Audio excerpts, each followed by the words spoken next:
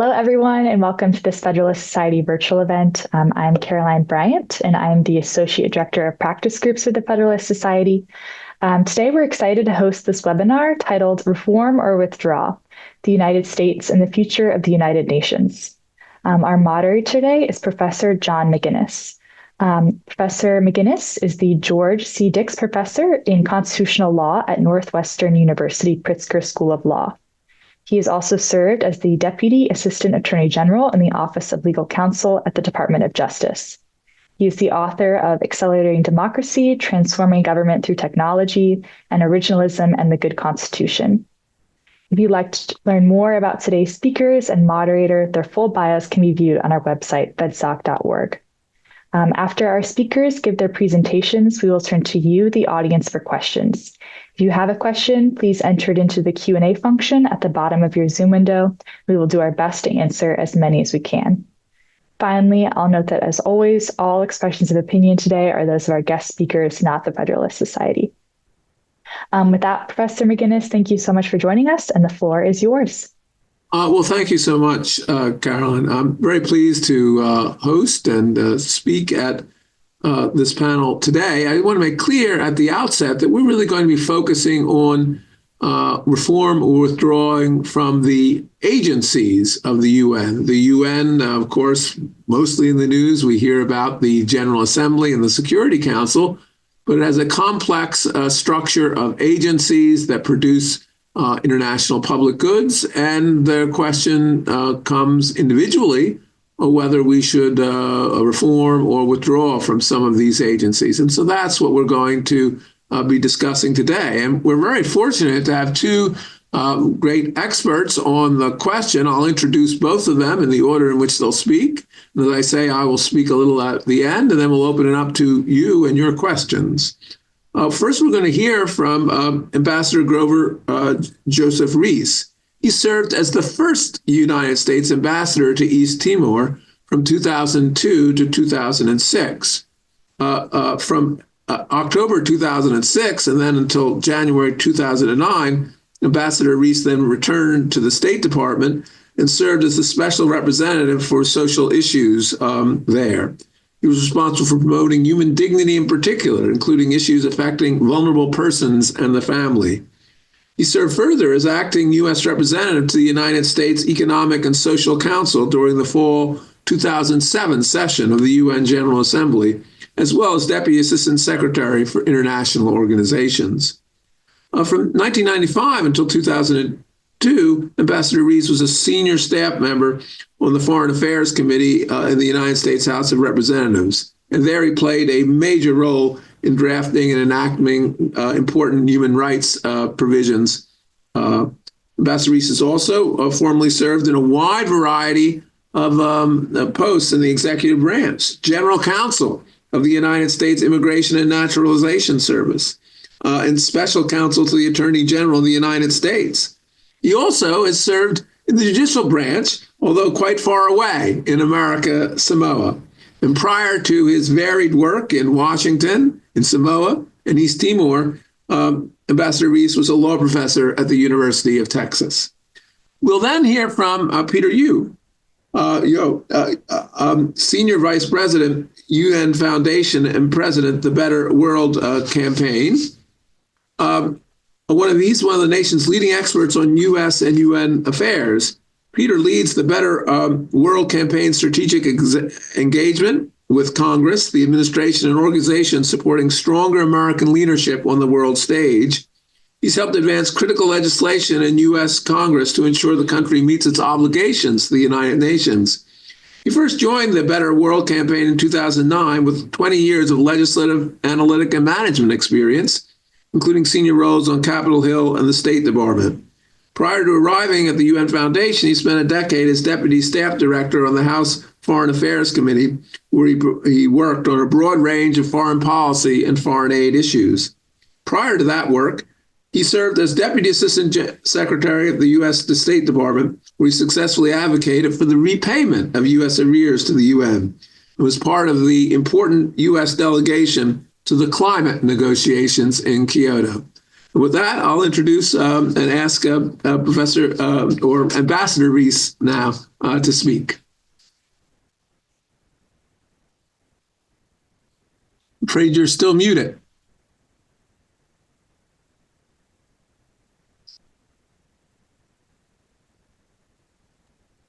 You're still muted, Grover. Just a moment. Okay, there we go. There we go.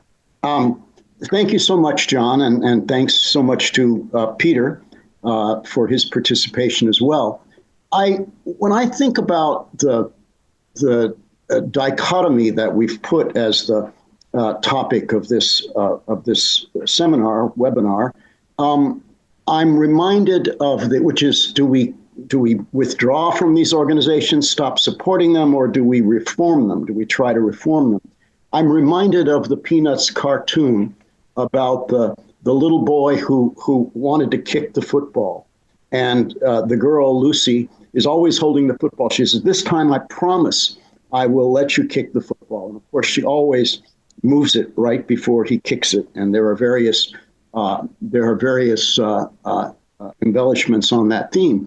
There's a difference, though, in terms of our efforts over the years at UN Reform, which is, if you read carefully, the other parties who would be necessary for reform don't even promise that they're going to keep holding the football. They're pretty clear that there really is a fundamental difference in views, and that's what sometimes our diplomats don't recognize, that we're not, the things we don't like about the various United Nations organizations are not regarded by others as a bug. They're regarded as a feature, and as an important feature.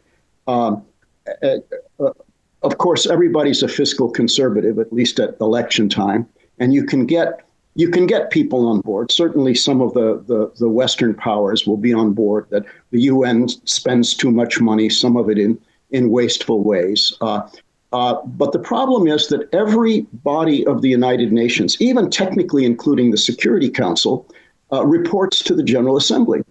And the General Assembly is dominated by groups who are fundamentally opposed to most of what we're for. And I mean that on substance, and I mean that on procedure. The idea that there should be all these sinecures, that there should be all these offices which we regard as waste, fraud, and abuse, is regarded as a very small step toward redressing the evils of colonialism by many people in the United Nations. And if you read United Nations resolutions, including those that are supposed to be about human rights, you would think that the biggest human rights violation in the world today is the vestiges of colonialism. They think that the problems in the world are very different than we think the problems in the world are. So even on matters like, should we have all these jobs where the people really don't do very much and aren't qualified for their jobs, is seen as neocolonialism when we say it. On substance, I read up a little bit on this because I wasn't quite sure why we had withdrawn from UNESCO. I knew there were a lot of possible reasons, but I wanted to make sure I got it right. And in 2017, when we were about to withdraw from UNESCO, there was a study that showed that since 2009, there had been 16 resolutions by UNESCO criticizing particular countries. I'm sorry, there had been, 9 of them were about Israel, 4 of them were about Crimea, and 2 of them were about Syria. And there were no others from about any other countries, nothing about China, nothing about Burma, nothing about North Korea. So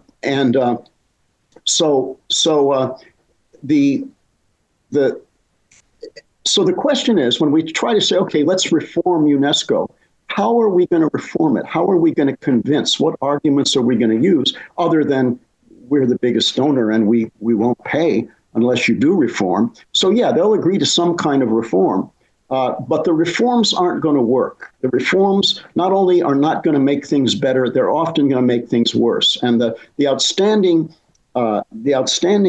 point on this was in 2005, when there had been a lot of dissatisfaction, not only in the United States, but in human rights advocates around the world with the UN Human Rights Commission. which had a very proud history, but for the past 15 or 20 years, you couldn't get a resolution passed on human rights violations in Cuba, or very rarely, you couldn't get one passed about human rights violations in China. Indeed, these countries were on the Human Rights Commission, Cuba, China, Burma, Libya. So we decided there should be reform, and we invested a lot of diplomacy into this, and we got agreement that there should be reform. And one of the reforms was they elevated it from a commission to a council. So before that, there were only two councils, National Security Council and Economic and Social Council. Now there's a Human Rights Council. Well, one of the things that did is it changed the voting formula for electing members.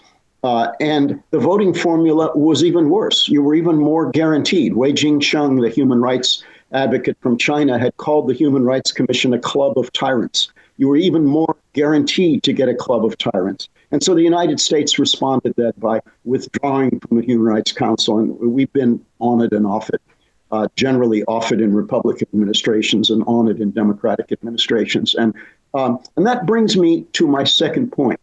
Just because most of these organizations are most of the time going to do things we don't like doesn't necessarily mean we should withdraw from them, even though we're not going to be able to reform them. And I think about the test I use for whether I should go to a meeting. It's not whether I think it's going to be a great meeting. It's whether I think things will be a lot worse if I don't go. And it seems to me that should be the test for whether we withdraw from a UN agency. If we withdraw, we won't be there. Some countries that are like-minded with us on some issues will still be there and will still be able to carry the ball, but they don't carry it very aggressively. And so almost certainly these organizations will do even more things and even worse things that we don't like if we withdraw. So that is an argument for staying in and doing what we can, even though we know that because of the fundamental structural problems, most of the time we're going to lose. But that brings me to the third point. Sometimes what they do is just so egregious that you got to do something.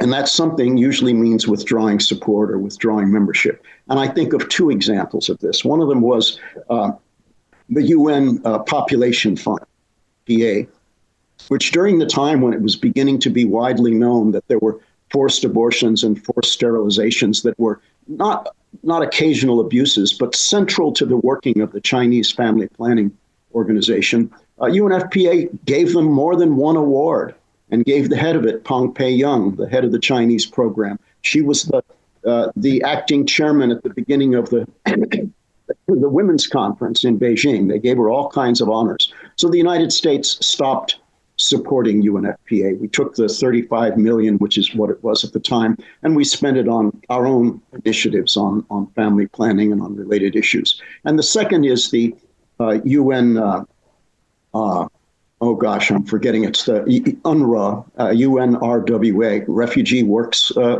Agency, and it's got to do with Palestinian refugees who are basically defined as the descendants in whatever degree of the people who were the Palestinians who were displaced in 1948. And they, UNRWA, there's been a laundry list. Most recently, it's that a number of their employees, maybe a small number, maybe a larger number, actually participated in the October 7th massacre in Israel. But before that, it's, they fund textbooks that refer to Israel as the Zionist entity or don't have it on the map at all. They've been quite clearly in a camp that we can't support. And so we've still generally supported them, but President Trump has withdrawn support, I think now a second time. So those are the two outstanding examples. There are just some things that we can't sit by and say, well, it'll be even worse if we don't do it. So that would be the structure that I would suggest for decision-making on these matters. Peter. Great, thank you. And thank you for asking me to join this important panel today. And nice to see my longtime friend and colleague, Ambassador Rees. So listen, at the Better World Campaign, our job is to work with the U.S. and other countries to, we're basically trying to make the case that U.S. involvement in the United Nations serves American interests. And we are big believers in a far-reaching and focused reform agenda at the United Nations.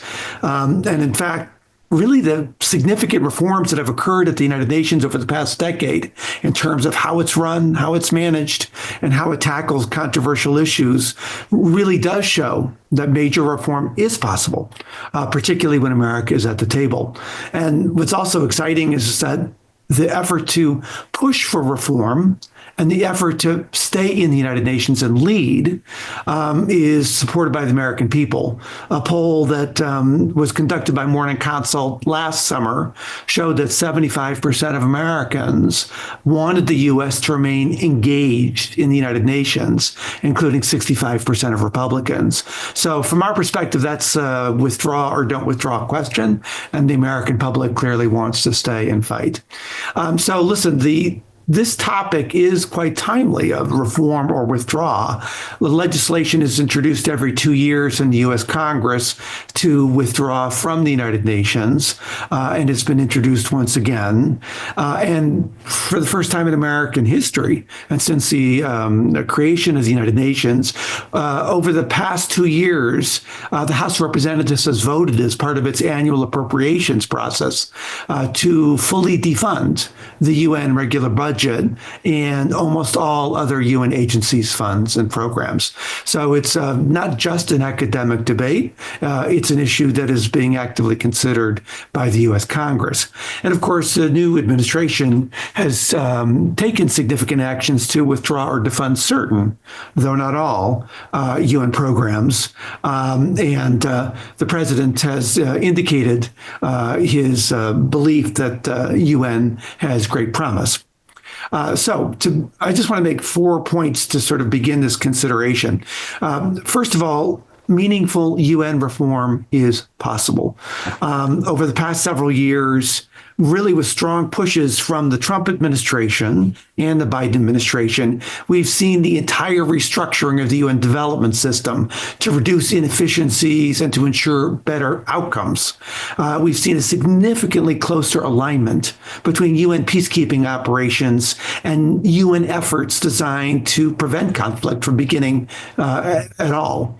We've seen a reduced budget for UN peacekeeping and demonstrably greater transparency as it relates to sexual exploitation and abuse in UN peacekeeping missions. Furthermore, the Secretary General just launched UN at 80 initiative designed to reduce UN mandates, immediately implement additional efficiencies, and review the structure of the organization. So this is not your father's UN, this is not your grandfather's UN, this is a changing UN, and it's not just the US that's pushing for this.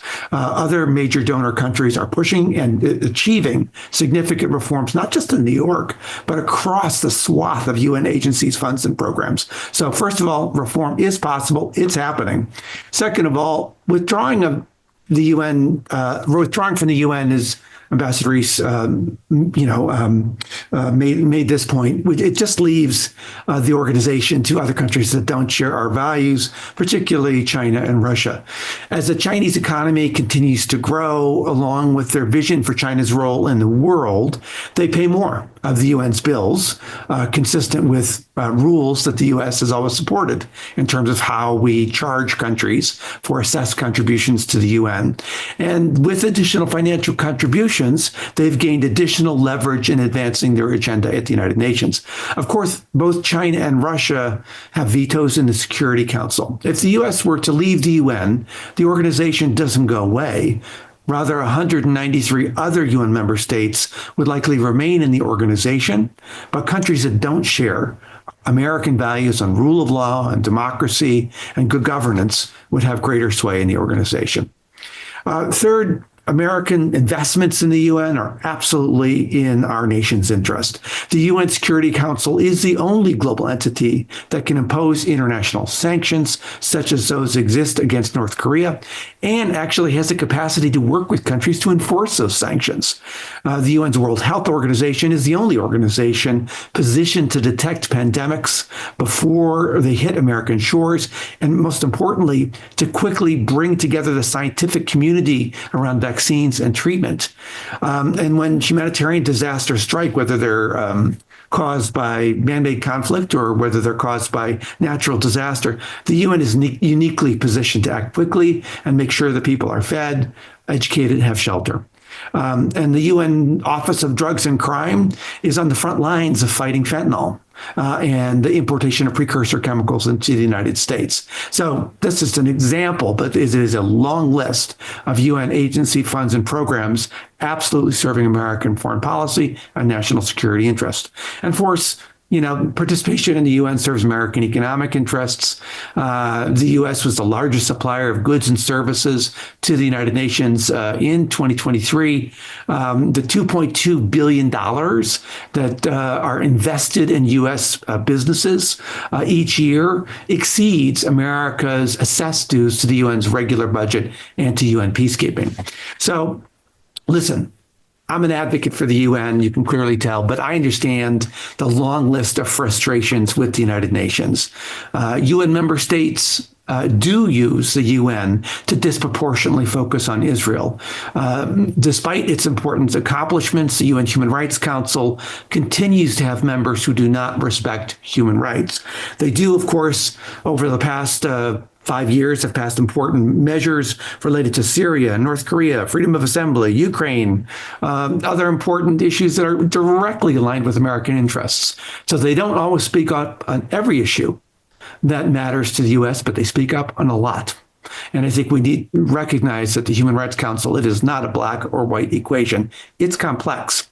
And the UN Relief and Works Agency, as has been discussed, is also an area of significant controversy. So I get that there are areas of contention and will continue to be. But the answer to all of this is to stay with its veto in the UN Security Council, its status as the largest financial contributor to the UN, and the fact that the UN Charter and its work absolutely reflects American values and American footprint. We're better off showing leadership rather than slinking away into a corner. The Trump administration is sending our best and brightest to represent our interests in New York, former Representative Elise Stefanik, and I am confident that she has the stature and diplomatic skills and the coalition building required for major UN reform and change. So why don't I leave it right there and turn it back to you? Oh, well, thank you very much. So may I encourage those in the audience now to begin formulating questions? I'm going to give a few remarks, and then we're going to get to your questions. And I want to give an overview of why, first of all, I think America is the indispensable nation for improving the performance of UN agencies. And second, I'd like to describe why I think at this moment it's possible that threatening to leave certain agencies in certain circumstances might be a method for catalyzing improvement. It's credible, perhaps, in a way that it hasn't always been before. I begin with the premise that the United States plays a role like no other nation in making sure that international organizations produce the international public goods that they are supposed to produce. Because let's be clear, the only reason to have UN agencies or other multilateral organizations is that they can produce goods that cannot be better produced at the national level or by the market. That's a basic principle of subsidiarity. It's exemplified, of course, by the federalism that we enjoy in the United States. But the international production of public goods has pathologies that national production does not have. The parties to the agreement are nations, and we lack coercive force, either civil or criminal, to make sure that the national actors or the bureaucrats they appoint will actually produce the public goods. Instead, they may rip off our taxpayers or even produce public bads, the opposite of what the agency is supposed to do. Indeed, most nations have incentives to use the agency for their own national ends rather than to produce public goods.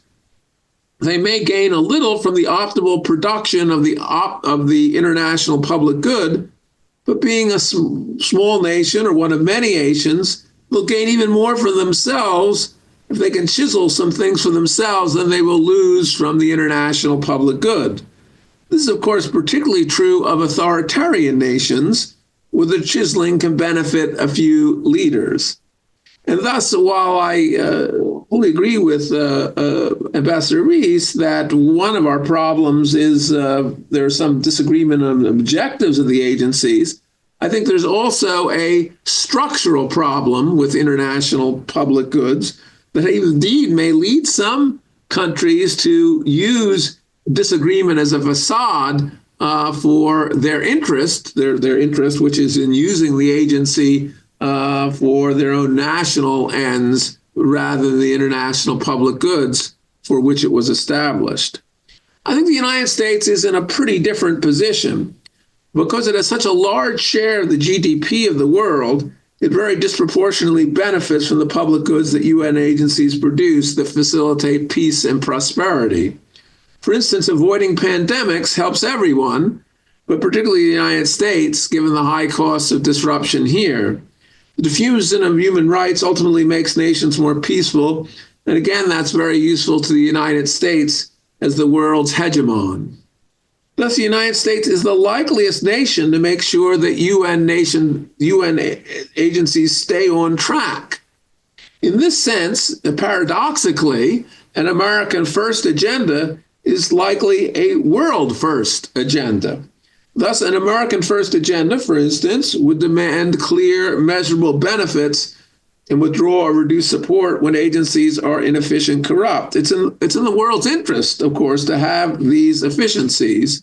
It's also going to try to make sure the agency is actually producing an international public good, despite the structural pathologies that I've outlined. That benefits the world as well as America.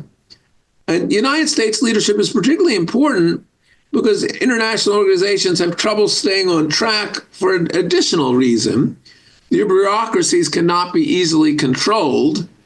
It's well understood in the political science literature that organizations with multiple principals, and of course the United Nations agencies have many nations as their principals, have trouble managing their agents. But if one principal can exert more leverage, he may bring the agents more into alignment with the focus of the mission of the agency, closer to the case where there's only one or a small number of principals. And I think the U.S. Can be, at least in some circumstances, that principle. Thus, it's not a surprise, I think, the United States has long been the best advocate for good governance for UN agencies, pushing, for instance, for greater transparency, and often for proposals like individual inspector generals in the agencies. It's also naturally the greatest opponent of nations that want to turn a UN agency, like that on human rights, into an agency for the perpetuation of human wrongs. On the question of whether to withdraw or reform, I think we, in some cases, may need to threaten to withdraw in order to reform. I understand that's not always worked in the past, but the United States, I do think, has an advantage today. The president is Donald Trump, and he has a credibility in delivering shocks to the established order. For instance, to look at another multilateral agency, not an international agency, he seems to have gotten Europe, in particular Germany, to dramatically increase its defense budget. Past presidents have been, I think it's fair to say, more establishment-oriented than our current president. And that gives us a certain freedom of action and credibility. And the United States, as in other nations, one difficulty, I think, with making credible threats in the international forum is that an ecosystem develops around UN agencies, such as NGOs, whose work and very existence is facilitated by the continued operation of these agencies. And that ecosystem tries to understandably protect these agencies. And therefore, the establishment in the United States reduces the credibility of threats. But I think it's fair to say that the current president owes nothing to the establishment. Thus, I think at this moment, and of course, it will depend how we want to use this leverage on a careful investigation of the particular circumstances of the agencies and what they're doing, as Ambassador Rees has suggested. But I do think we have our best opportunity to put the leverage of the indispensable nation to make real change at UN agencies. Thanks very much, and I'll look for some questions now. The first question comes up. What things are genuinely changeable at the UN, consistent with its charter promoting peace and reducing conflict? So why don't I begin with that? There's some other questions as well, but I'll get to those. Well, what things are genuinely changeable at the UN, consistent with its charter promoting peace and reducing conflict? Why don't I begin with you, Peter? Several things, which is, first of all, one of the upsides of the significant funding reductions that have occurred, not just from the U.S., but from our European allies as part of the overall, contraction of foreign aid, is that it forces UN agencies to run their programs more efficiently and to make tough choices. And so I think UN agencies are capable of running their programs more efficiently. I believe that with the leadership of UN member states, they're need to make tough decisions about the structure of the organization, and most importantly, what the UN is going to do and what it's not going to do. The UN, works in almost every country around the world, and at some point we'll have to make difficult decisions about where it works and the extent to which it works in certain countries. So I would say the scope of the programs, the mandate of the programs, and then I also feel that on the human rights front, when the U.S. is in the Human Rights Council, which it is not at the moment, but also when it's in other UN bodies, the track record in terms of the human rights statements, human rights resolutions being consistent with American interests goes up significantly. And when the U.S. is not at the table, we find that on the human rights front, it is less consistent. So American leadership at the UN is absolutely effective and advancing our interests.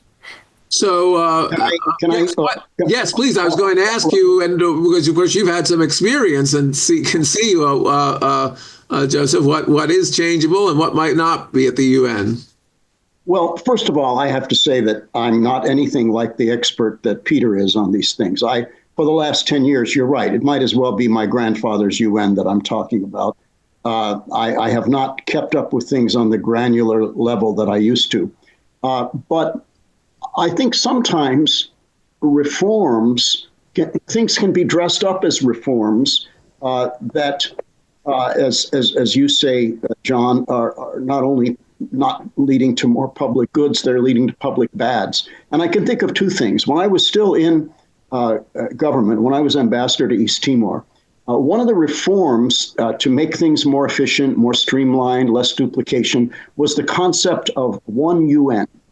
And one UN meant that instead of having UNICEF and UNESCO and World Health Organization and UNDP all doing their own thing in each country, they'd have to coordinate. There'd be a UN coordinator, and that person would pretty much tell which agency what they were going to do. Well, that one UN turned out to be UNDP, UN Development Program.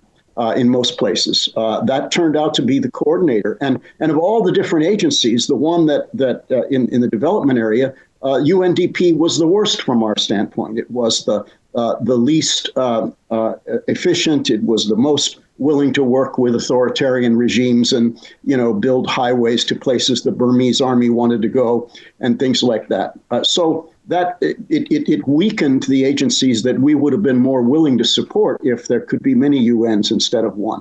And the second one was in 2015. the United Nations High Commissioner for Refugees announced what they called a global recalibration. By the way, very, very strongly supported by our bureaucracy on refugees within the State Department and the Population, Refugees, and Migration Bureau. And basically they said resettlement of refugees is going to be a distant third choice to other durable solutions. We'll recognize people as refugees, but don't expect that you're going to be resettled in the United States. Well, that was already the rule. It was already the third choice. The first choices were local integration in the country of first asylum or safe and voluntary repatriation. But the reality is that those two things are often impossible, and there are a lot of refugees who need to be resettled. I have been working with a legal clinic in Bangkok since that time, and we saw the number of people who were stranded with miserable lives in Bangkok go up by 20-fold, 30-fold. Now, that was seen as a reform because people in the refugee business see resettlement as a magnet for more people to come. And that's probably true. It's just not the only principle, the only desideratum that matters. I'm sure there are other reforms that worked better than that. But just because something is called a reform, and just because the people in the United States government who are most directly involved support it, doesn't mean that every American should support it. So another question, which goes more to the Security Council, has been asked, is the failure of the U.S. General Assembly to address, remedy Russia's invasion of Ukraine proof that it really is not capable of compelling its members to avoid armed conflicts or invasions? Peter?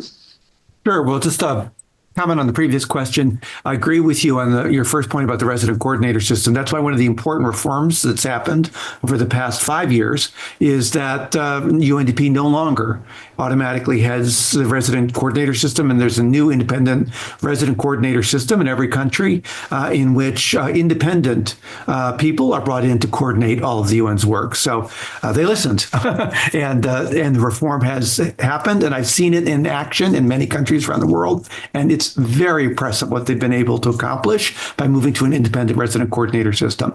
I would just note on the Russia invasion of Ukraine, of course, that it was the UN General Assembly that brought the world together in opposition to the Russian invasion of Ukraine. It was not the Security Council because of the Russian veto.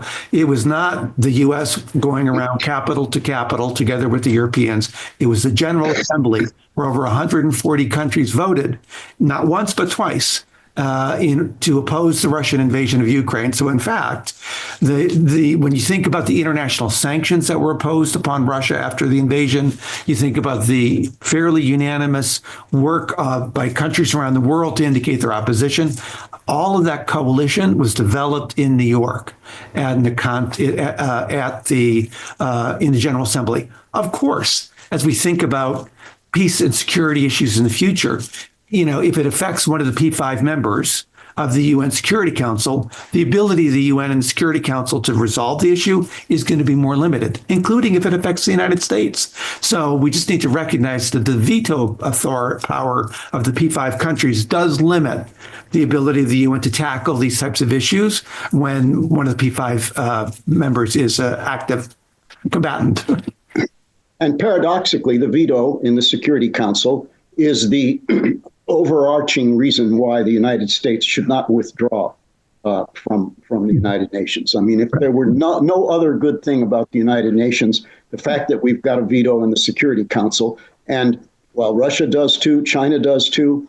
There are different philosophies about within the government, as you probably know, Peter, about whether we should propose resolutions that we know are going to be vetoed by Russia or China. And in the second Bush administration, my boss, Assistant Secretary Kristen Silverberg, said, "Why the heck not? Let's make them do in broad daylight what they would like to do in darkness." And it didn't make everybody happy within the State Department, but including some of our people in New York. But we did. We had resolutions on Burma, on Zimbabwe, on Sudan that were vetoed by Russia and China. And then on some, we got the majority of the 15 votes in the Security Council. On a couple, I think we didn't. But at least you knew who was who. You created a record. I think we should do more of that. And I hope our Ambassador Stefanik will revive that tradition. I think that answer underscores something I mentioned at the beginning of our panel. I don't think anyone here is thinking it wise to withdraw from the United Nations as a whole. What is a more complicated question is the United Nations now has many different agencies, and we have withdrawn on occasion from some of them when they seem to be producing worse results for the United States than we can tolerate. The question is when, under what circumstances is that plausible, and what circumstances does our exit threats become credible? Those, I think, are the hard questions that necessarily depend on circumstances. The idea that we'll just leave the United Nations seems quite one that may get some sound bites on some talk shows, but does not seem to be a sensible or even plausible part of U.S. Foreign policy. So one final question we've gotten from this from here is, well, is the United Nations, therefore, if it can't settle these disputes, is it really no different from the League of Nations, which was famously rather ineffective and retired after World War II? Anyone want to take a crack at that? Well, I think, again, looking at this and from a black and white perspective is not terribly productive. Even on the Ukraine situation, the Secretary General played a very important role in negotiating the Black Sea Grain Initiative, which was quite helpful for over a year in terms of ensuring that Ukrainian wheat could continue to be exported. So again, it's not an issue about whether it stops conflict or not. It does. There's peacekeeping missions in over 11 countries that play an active role in protecting civilians from being slaughtered each and every day. I've been to almost every UN peacekeeping mission. They play also a very important role in reducing conflict and preventing situations from dramatically worsening in cases like Cyprus. Ensuring that combatant or parties don't inadvertently trip their way into war. So there's plenty of instances where the UN plays a very important role in reducing conflict. And in fact, in many of these cases, the UN's chief diplomat, in essence, the head of the political department, is always an American. And she plays a very important role behind the scenes, getting parties to negotiate so that they don't move forward with conflict. And in those cases, the UN does not send out big press releases, give themselves a lot of credit, because the parties deserve the credit and need the credit in order to embrace the peace and embrace the solution. So the UN's working every day behind the scenes and above the fold to try to promote peace and security. It's more complex than if you didn't stop the war in Russia, then the UN's not worth anything. It's a more complex issue. No, there's a question here that goes to an issue that I raised, so I'd love to have the other participants weigh in on it. The question of the UN bureaucracy. I suggested that because actually of multiple principles, there's theoretical literature that suggests it's very hard to control bureaucrats. And one of our members of the audience asked, having served as a public delegate with the U.S. delegation on the UN's main human rights body and tried to work with it from outside as a USCIRF commissioner, I observed the staff bureaucrats of the UN act at the behest of large malign actors day and night. They undermine reforms and initiatives that China and Russia oppose. What can be done to overhaul its staff? Well, first, this is my opportunity to say that even though I've come across as the relative hardliner in this panel, although I think that some talk show hosts would still think I'm a squish and a rhino, I want to make clear that you know, not everybody in the United Nations is bad. There are some really wonderful people, some excellent public servants, and I have several in mind. People I met in East Timor, people I met in New York. I greatly admire the president, the current Secretary General. I think he did a wonderful job as United Nations High Commissioner for Refugees, and I think he's doing as good a job as anybody could do in his current job. But yeah, you're absolutely right. There, when I was working in the UN in 2007, China is entitled in the unspoken formula to at least one Undersecretary General. And I was required by some protocol to have lunch with this Undersecretary General, whose name I've blessedly forgotten. But boy, was he terrible. I mean, he wasn't one of the ones who went to Harvard on a U.S. exchange program and was good at schmoozing. All he wanted to talk about was Japan and everything we should do to Japan. He was unreconstructed, and Russia had people like that too. I mean, in the General Assembly, there was a resolution by Russia that passed once because people didn't read it. On xenophobia and racism and Nazism. And it turned out that one of the instances of xenophobia was if you tear down historical monuments, i.e. Statues of Stalin and Lenin. So there are people in the United Nations, people with United Nations jobs. I don't know the exact details on this, but the division in the United Nations that's in charge of the occupied territories in Palestine is larger than that for some continents. And those people are part of the problem in terms of the United Nations being anti-Israel. So all those problems are real. That was my starting point.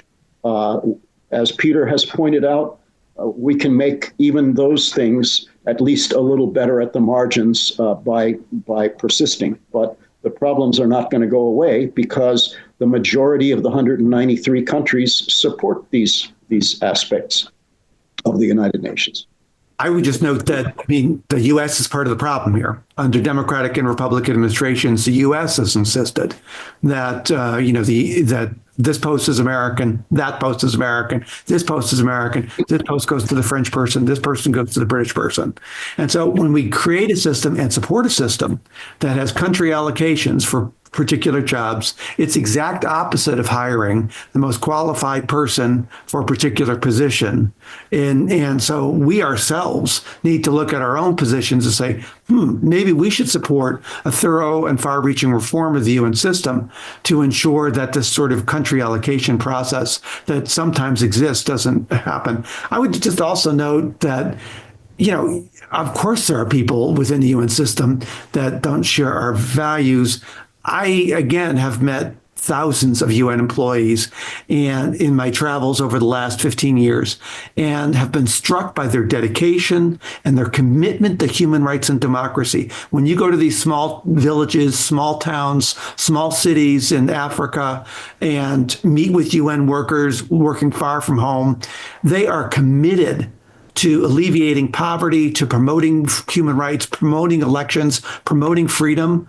And they're paying the cost. 15, 20 years ago, UN workers were not considered a legitimate target for terrorists. They are now. And so as a result, people working for the UN are being targeted and killed far from their homes, trying to work to promote greater peace and stability. So I think, it's a mistake to characterize all UN employees as one way or another as a bunch of faceless bureaucrats who hate America and love China and Russia. That's false. But Peter, on the country allocation principle, not only is it bad because it guarantees China and Russia and others, some people, the Americans, there's also an informal veto over who the American would be. So when I was there, they replaced the Undersecretary for Political Affairs, who by tradition always has to be an American. And the man they chose, a wonderful man, friend of mine, but squishiest guy I knew on questions relating to China. Because he was picked, I think, partly because it had to be somebody acceptable to the government of China. So let me just jump in just for a second. I don't want to seem less hard line than Joseph, because I really think this is a really serious issue. I would first of all say that I'm a little cautious about equating U.S. with other countries. I do think even if the U.S. appoints people, they're likely to act more in the world interest than other nations. I understand that may be a hard sell, at an international body. But I think it's important to keep in mind that the United States, because of its peculiar position in the world, is likely to represent the encompassing interests of the world, and we should really push for our interests in that respect. With respect to the usual bureaucrats at the UN, I think it's not only a question of some of these very high-level people at the UN, but how jobs are allocated on the basis of nationality rather than competence. And secondly, how sometimes, as I understand it, the bureaucrats at the United Nations may still have fundamental allegiance to their own country that is enforced by even coercion. And I think there really could be kinds of reforms to address that kind of problem, or I think it certainly is one that we certainly should try to do, again, maybe beginning with some of these smaller agencies where the U.S. may have great leverage because of its funding, and maybe that could be a kind of model for the United Nations as a whole. So I do think this is a very important issue of the bureaucracy. The way public goods are produced is in no small measure a consequence of the personnel that produce them. And the pathologies that we've heard described, I think, are a substantial obstacle to that. And so we should think about how the U.S. can use its leverage to make these kind of structural reforms. There's one other point I would make about this opportunity that I do think we have with the current president and his credibility is the reform should be structural. They shouldn't be just a kind of one-time off. They should try to change the structure of the UN, because that can change, I think, a culture of an organization and can make some enduring improvements. So we have one other question here, which is a little, but maybe with respect to the Security Council, why not remove Russia from the Security Council, invoking Rule 17 of the procedural rules that cannot be vetoed? This is someone who knows a lot about the technical rules of the UN. Maybe I'll give this one to Peter to have a crack at. I can think of some realpolitik reasons why we can't get rid of Russia. But what if we're a legal formalist? Does Rule 17 allow us to kick Russia off from or remove its veto power? The answer is I don't know. So I'm afraid I'm not schooled in that particular provision, and I can give you a realpolitik answer as well. And but I don't think China, of course, would support that either, and they have a veto. So it's a little bit more but again, I'm not sure I have the answer. I'm sorry. But it underscores, I think, what I think it underscores is, I think, the limits of whatever Rule 17 says. There are limits of formalism in international affairs. The reason, and I just don't think it's a plausible approach to kick Russia out of the UN at the moment. Well, and now that the U.S. is normalizing relations with Russia and the war is ending in Ukraine, and it seems like the moment for that is perhaps come and gone in terms of an American perspective as well. And so, and of course, the Chinese wouldn't be amenable to it. So, yeah, but this is on my Google list, is to better understand. The General Assembly would not be amenable to it. Never mind. I mean, you know, there are countries who probably oppose Russia, who don't like Russia, who don't like what it's doing, but they won't. One of the principles that comes up anytime you talk about criticizing a country in the General Assembly is, oh, there you go again, naming and shaming. But they're perfectly willing to name and shame Israel, to name and shame the United States. Anybody else, it's the principle of naming and shaming is wrong. When we first started paying attention to the Uyghurs, who were not in nearly as much trouble as they are now, we thought, this is great. We can go to these countries like Saudi Arabia that usually oppose human rights resolutions, and because these are fellow Muslims being severely persecuted, they'll vote for us with us on the China resolution. Nope. Their overarching principle was non-interference in internal affairs. So the General Assembly wouldn't support it. As for technically whether Rule 17 would allow it, you know, I have to admit I've been spending so much time trying to remember what Article 2 of the Constitution says, that my detailed knowledge of Rule 17 of the United Nations Charter has just evaporated. So I'll have to look that one up. Well, we have time for one more question, which is also on the veto power. Can you foresee a time when the Security Council veto power is expanded or restricted as we move farther away from post-World War II order? I mean, I should mention that there have been proposals to have more countries have veto power to reflect the growing power of countries of regions of Africa and Latin America. So there actually have been proposals to expand the veto power. Germany, Brazil, and South Africa are the ones I remember. India. That's part of the problem. Is once you start talking about how to expand it, everybody gets to play. And the more veto points, this is also very clear. My friend John Bolton, probably not in public, but in personal conversation, whenever Germany came up in that context, he'd say, "Oh yes, permanent member of the General Assembly." Well, and the political science is very clear on this. The more veto points you have in an organization, the less it will get done. So that would be a consequence, I think, of adding more. So I don't know if have there been any proposals to restrict? Maybe I'll go to you, Peter, because there certainly have been ones to expand it, to restrict the veto power in the Security Council. There has been more discussions in New York about expansion of the Security Council over the past 2 years. Ambassador Thomas Greenfield moved forward with the proposal, which he actually announced at an event that I hosted for the U.S. mission out in San Francisco, where the UN Charter was signed.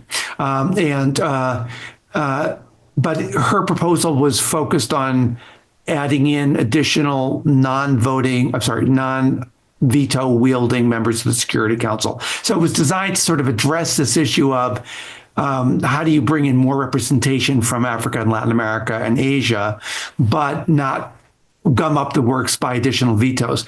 There have been no serious proposals that have been considered that would give new members of the Security Council vetoes, nor have there been any serious proposals considered that would eliminate the vetoes of the P5 members. There's periodically a discussion that, and this did happen actually, that if a member vetoes something in Security Council, it triggers a General Assembly debate about that veto. So that has occurred. And it's not an unreasonable proposal that if you veto something, you should explain it.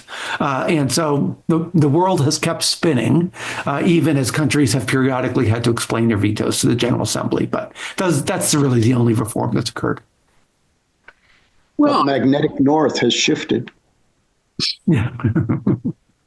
Well, with that, I think we should thank our panelists and for this very learned discussion, and we're very grateful to the Federal Society for entertaining it. Thank you so much, Professor McGinnis. Yes, just wanting to echo you on behalf of the Federalist Society. I want to thank our speakers for the benefit of their time and expertise today. Thank you also to the audience members who joined us. We greatly appreciate your participation. Check out our website, fedsoc.org, or follow us on all major social media platforms at FedSoc to stay up to date with announcements and upcoming webinars.